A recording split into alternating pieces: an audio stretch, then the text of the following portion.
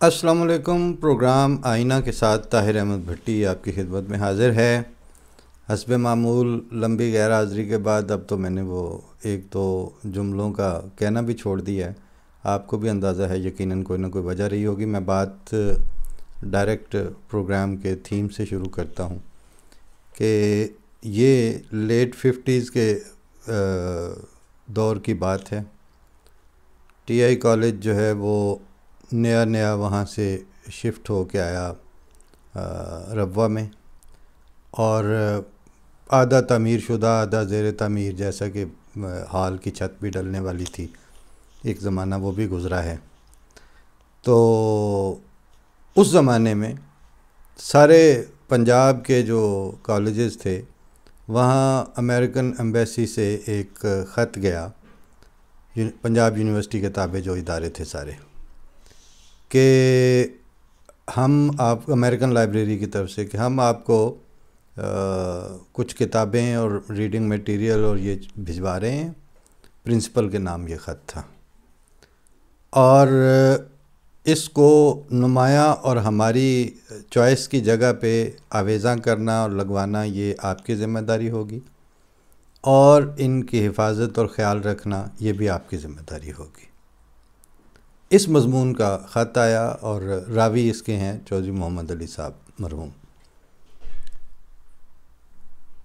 تو پرنسپل اس وقت T I college کے جو تھے وہ حضرت صاحبزادہ مرزا ناصر احمد، جو بعد میں تیسرے امام جماعت احمدیہ بنے، وہ تھے۔ انہوں نے وہ خط دیکھا اور اس کے بعد چوئی صاحب ہی کو بلوایا کہ میں اس کا جواب ڈرافٹ کروا رہا ہوں تو یہ بھجوائیں۔ اور جو جواب انہوں نے ڈرافٹ کروایا وہ اس مضمون کا تھا کہ نمبر 1، پہلے تو میں آپ کو یہ بتا دوں کہ آپ اپنے ملک میں، یعنی یہ امریکن ایمبیسی کو اس زمانے میں لکھا، کسی تعلیمی ادارے کے سربراہ کو ایسے تحکمانہ انداز کا خط لکھنے کی کبھی جرات نہ کرتے، مگر اب یہاں آ کے چونکہ آپ نے کر لی ہے، اور میرے نزدیک آپ کا اس ملک میں سٹیٹس مہمان کا ہے، تو میں ایز اے میزبان اس کو درگزر کرتے ہوئے پی جاتا ہوں۔ یہ میں مفہوم بتا رہا ہوں اس خط کا جو چوئی صاحب نے بتایا ہوا ہے واقعہ، اور ریکارڈڈ بھی ہے یہ۔ تو ہم یہ لگا دیں گے اپنے کالج میں جیسے جیسے آپ نے کہا، لیکن ہماری بھی ایک شرط ہے کہ ہم بھی یہاں سے آپ کو کچھ کتابیں بھجوائیں گے جو آپ کی ایمبیسی میں ہماری پسند کی جگہ پہ آپ نے آویزاں کرنی ہوں گی، اور ان کو ان کی حفاظت اور ان کا خیال رکھنا آپ کی ذمہ داری ہوگی۔ تو وہ آپ کریں تو یہ ہم کر دیں گے۔ اب جناب جب یہ خط پھر پہنچا، پھر جو متعلقہ افسران تھے ایمبیسی کے، وہ ان کو واقعتاً ترتھلی پڑی، اور پھر وہاں سے انہوں نے باقاعدہ اپنا ایک ڈیلیگیشن ربوہ بھیجا معذرت کرنے کے لیے۔ تو دیگر جو سینئر ایجوکیشنسٹس اور بعض جن میں اداروں کے سربراہ تھے، وہ داد دیتے ہوئے کہتے تھے کہ مرزا ناصر احمد پرنسپل تعلیم الاسلام کالج نے ہمارے سارے کالجوں اور یونیورسٹی کے اداروں کی لاج رکھ لی، اور کاش سب پروفیسرز ایسا جواب دیتے۔ اب اس کاش اور اس خواہش کے پیچھے ایک لمبی تربیت درکار تھی، اور اس طرح کا دونوں پاؤں پہ کھڑے ہو کے جواب دینے کے لیے، ایک اصولی جواب دینے کے لیے،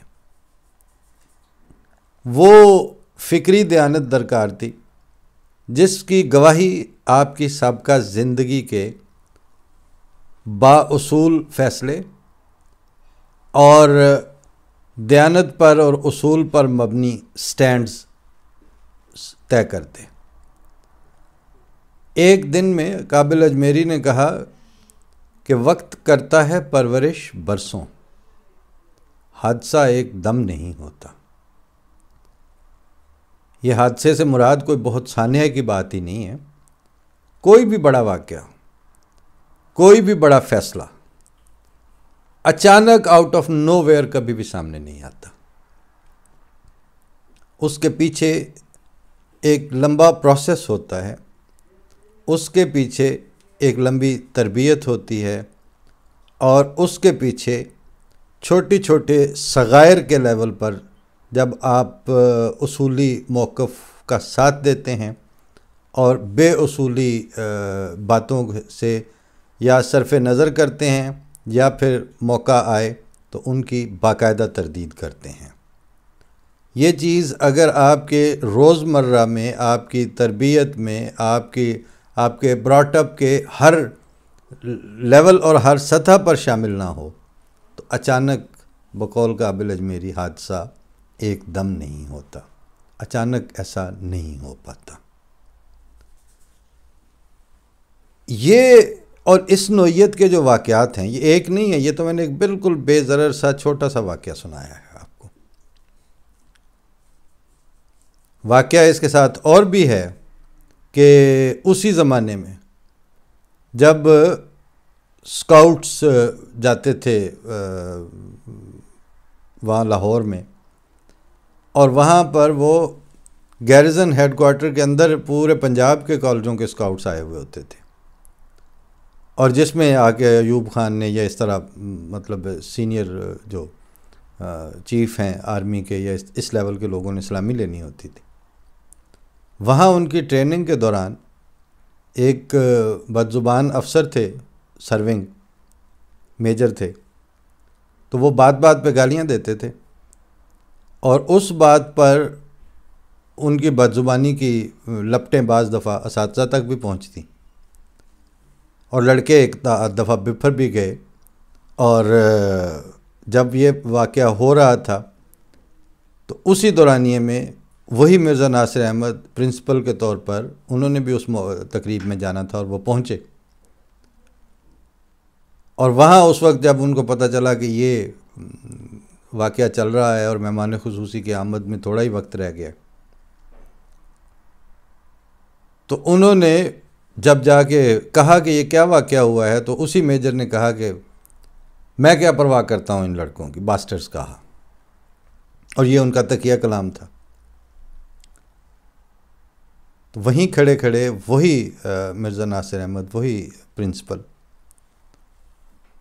انہوں نے کہا لوگ میجر، میں بھی تمہیں ان کی پرواہ نہ ہو، لیکن ہمیں ان کی پرواہ ہے.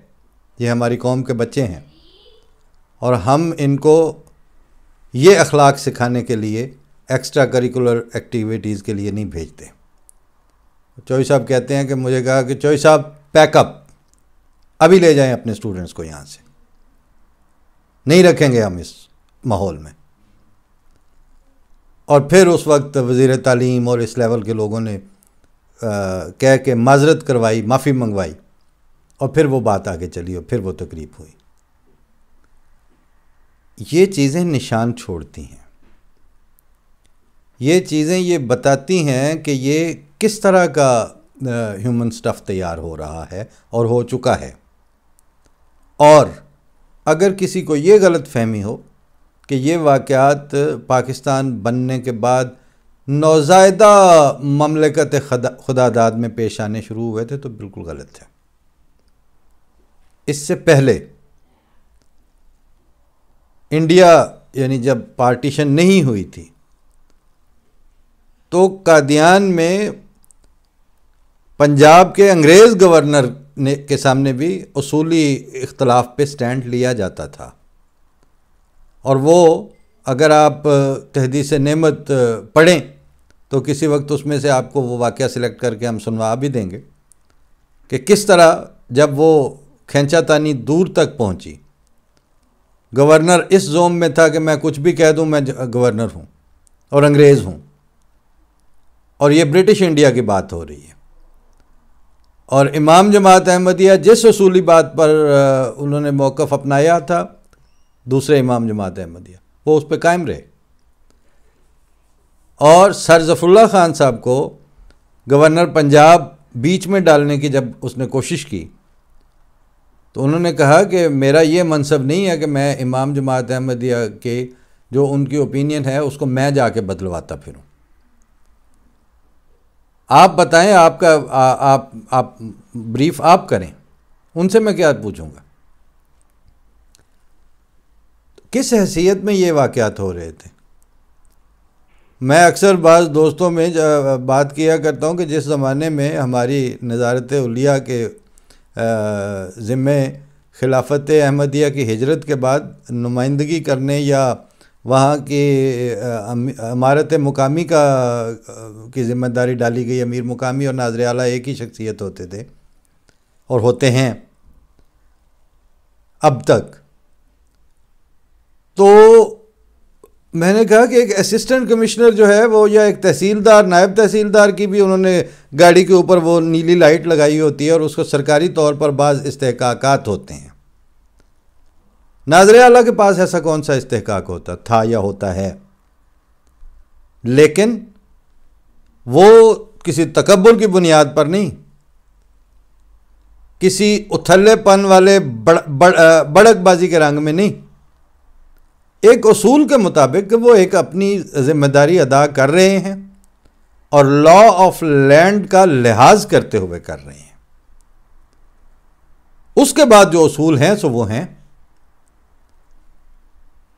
اس کے بعد جب پوچھا جائے گا یا بات ہوگی کہ اس بات پر آپ کی کیا اوپینین ہے تو وہ دیانتدارانہ اوپینین ہوگی. اس بات پہ آپ کا کیا سٹینڈ ہے تو وہ دیانتداری والا سٹینڈ ہوگا.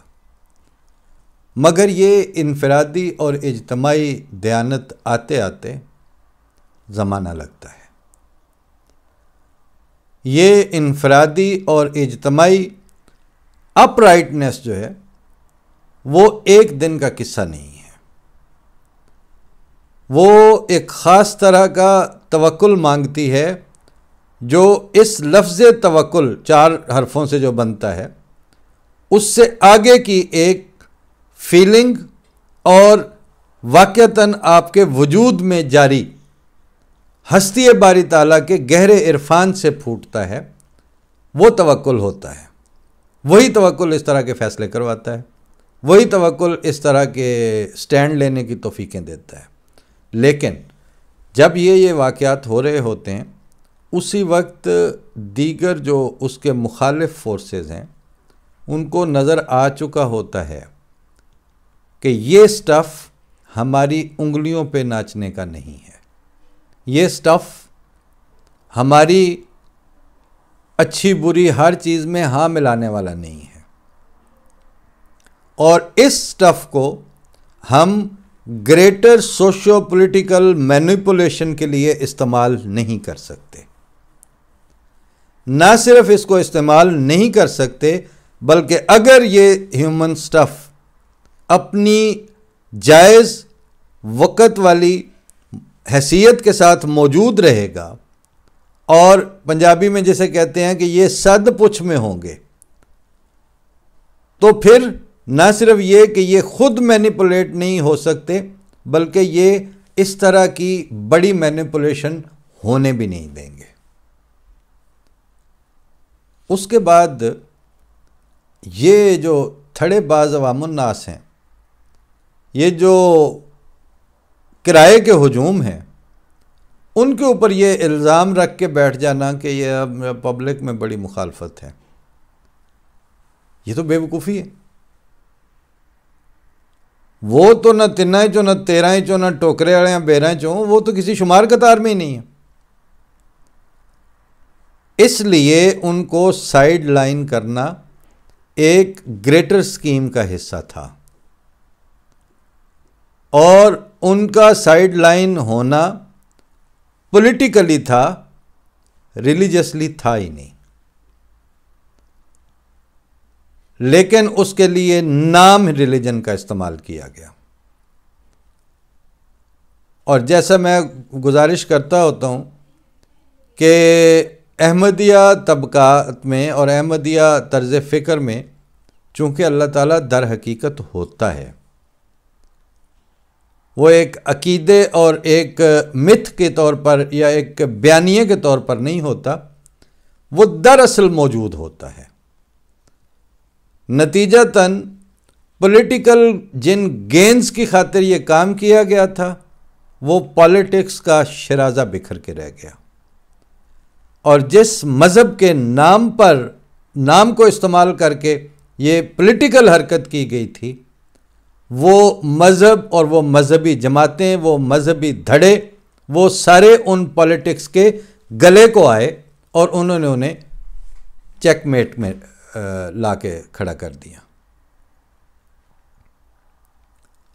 چیک میٹ کی ایک یہ بڑی بیماری ہے کہ اس کے جو سامنے نظر آنے والے ڈائنامکس ہیں وہ حیران کن ہوتے ہیں کہ بعض دفعہ ایک طرف کے سارے پریادے مرتے جائیں، پھر توپیں مرتی جائیں، لیکن جہاں چیک میٹ آ گیا وہاں پہ اس کے بعد آپ کی وہ چیز میٹر ہی نہیں کرتی کہ اب آپ کے پاس بچا ہوا کیا کیا کچھ ہے۔ تو اس وقت عملاً ہم چیک میٹ کی صورتحال کا مشاہدہ کر رہے ہیں۔ اس کی ایک انتہائی مکروہ بدذیب شکل آپ لوگوں نے نیشنل سطح پر نواز شریف کی واپسی کی صورت میں دیکھی ہے۔ پبلک کا کہتے ہیں جی بڑا شعور دے دیا گیا ہے پبلک کو، بھٹو نے بڑا پولیٹیکل شعور دے دیا تھا، عمران خان نے جی ان کو سینسٹائز کر دیا تھا ان کے پولیٹیکل رائٹس کے لیے، نواز شریف نے نظریے پہ ڈال دیا تھا۔ نتیجہ کیا نکلا؟ کوئی پرانی بات نہیں ہے، صرف 4 سال پہلے ایک کو بیمار بنا کے بھگایا گیا تھا،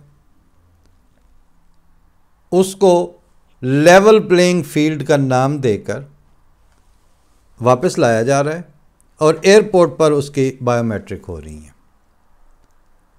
اور منٹوں میں اس کو ضمانت عطا ہو رہی ہے، اسی دن اس کو ضمانت مل رہی ہے، اور اسی دن وہ جا کے جلسہ کر رہا ہے۔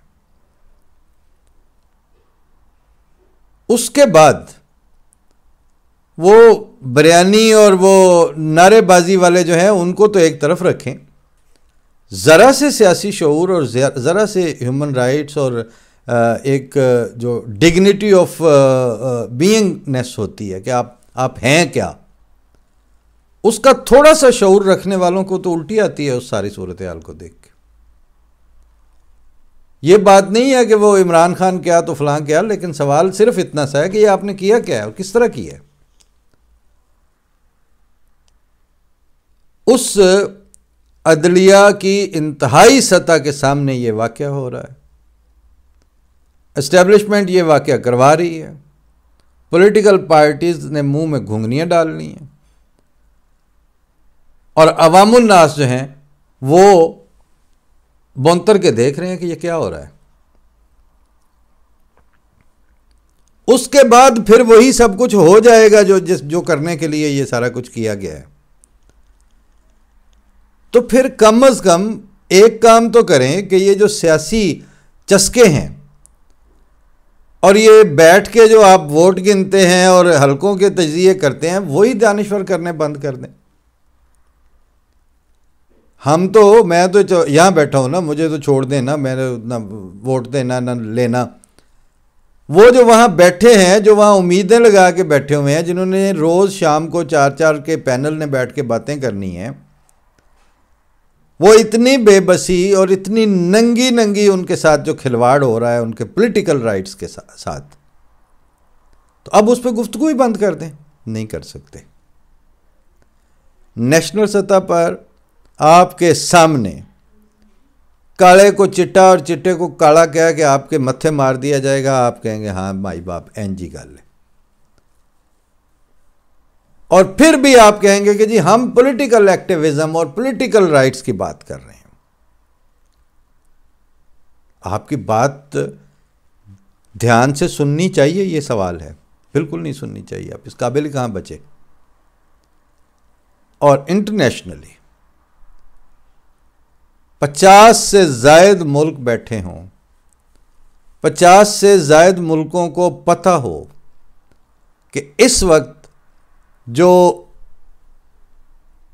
کس بے دردی سے اور انڈسکریمنیٹ طریقے سے ان کے مسلمان بھائی مارے جا رہے ہیں، اس کا صرف ایک حل ہے کہ یہ 50+ والے جو مسلمان ہیں وہ بالکل ایک مٹھی ہوں، اور ان کا کوئی علاج نہیں ہے، کوئی اور طریقہ نہیں ہے ان کو بچانے کا، فلسطینیوں کو. لیکن یہ ہو سکیں گے؟ ہو رہے ہیں، کبھی بھی نہیں ہوں گے.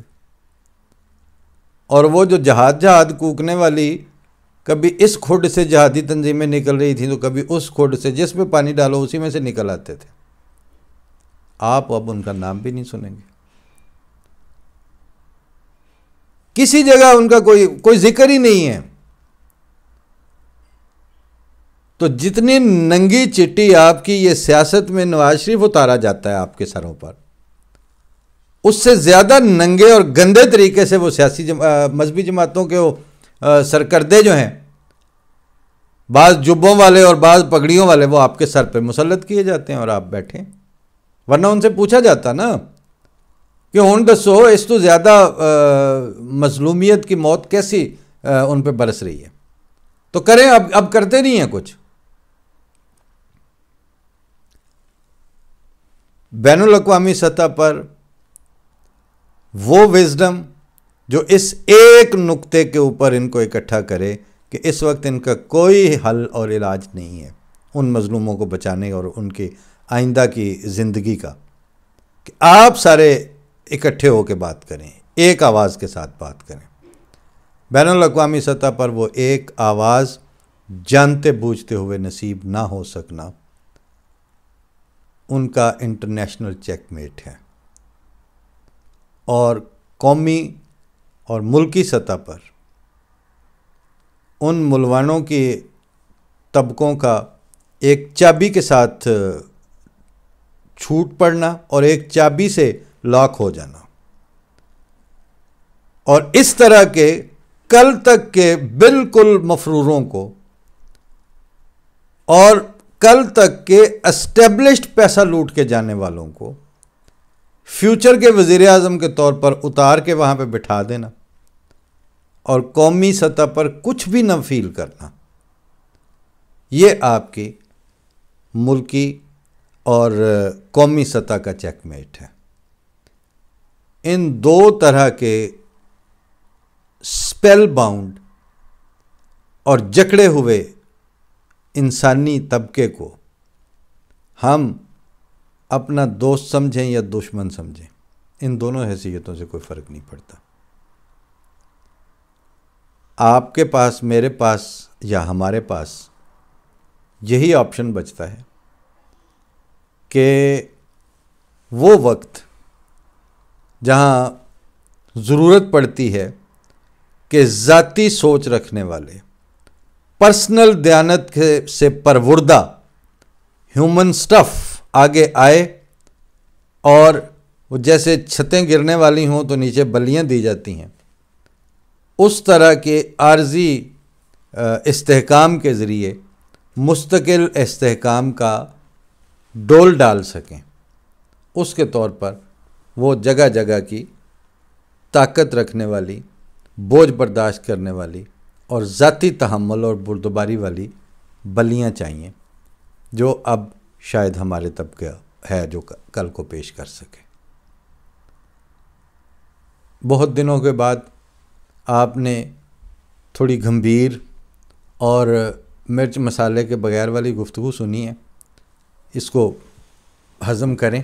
میں آخر پر ایک پرانی نظم ہے میری، چند لائنوں کی ہے، حسب حال ہے، وہ سنا کے تو اجازت لیتا ہوں کہ روشنی تماشا ہے اور اس تماشے میں پتلیاں مناظر کی ناچتی تھرکتی ہیں، جادوگر اندھیروں کے ڈوریاں ہلاتے ہیں، دھیمے سر اندھیروں سے ایک دم ابھرتے ہیں اور ہجوم آنکھوں کے آئینوں سے ملتے ہیں. دل کی گہری جھیلوں میں ڈوب ڈوب جاتے ہیں، سوچ سر اٹھاتی ہے، نیم باز آنکھوں سے دھیرے دھیرے کہتی ہے، کب تلک تماشا ہے، کہاں تک امیدوں کا چمکتا ستارہ ہے، گھپ اندھیرے کب تک ہیں اور کہاں کنارہ ہے، آنکھ کھلنے والی ہے، منظروں کے چہرے پر دھوپ کھلنے والی ہے، روشنی تماشا ہے۔